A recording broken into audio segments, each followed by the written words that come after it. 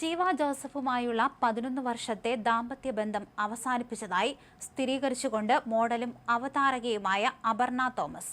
തങ്ങൾ വേർപിരിയുകയാണെന്ന് വ്യക്തമാക്കി ജീവ പങ്കുവച്ച കുറിപ്പിന് പിന്നാലെയാണ് സോഷ്യൽ മീഡിയയിലൂടെ അപർണയും നിലപാട് വ്യക്തമാക്കിയത്.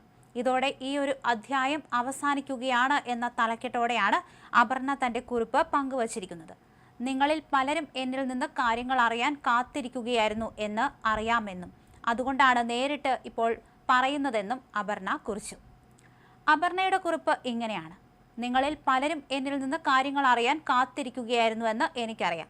അതുകൊണ്ടാണ് ഞാൻ നിങ്ങളോട് നേരിട്ട് സംസാരിക്കുന്നത്. അതെ, ഈ വിവാഹബന്ധം അവസാനിച്ചിരിക്കുകയാണ്. സത്യത്തിൽ എനിക്കിത് തുടരാൻ താല്പര്യമുണ്ടായിരുന്നില്ല.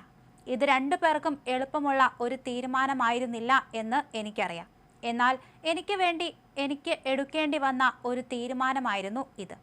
ഇന്ന് പൂർണ്ണ മനസ്സോടെ എനിക്ക് പറയാൻ കഴിയും, ഞാൻ വളരെ സമാധാനത്തിലാണ്. ഞാൻ സന്തോഷവതിയാണ്. എനിക്ക് സുരക്ഷിതത്വം തോന്നുന്നുണ്ട്.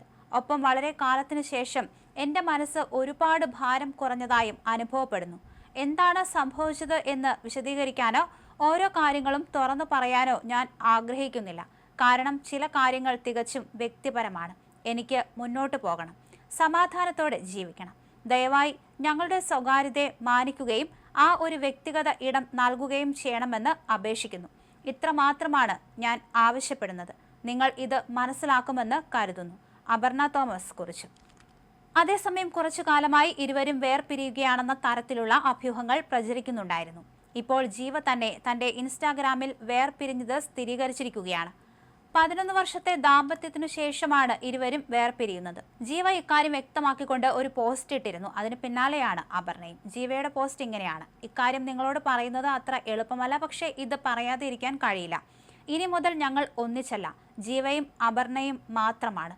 11 വർഷത്തെ ദാമ്പത്യ ജീവിതത്തിന് ശേഷം ഞങ്ങൾ വേർപിരിയുന്നു.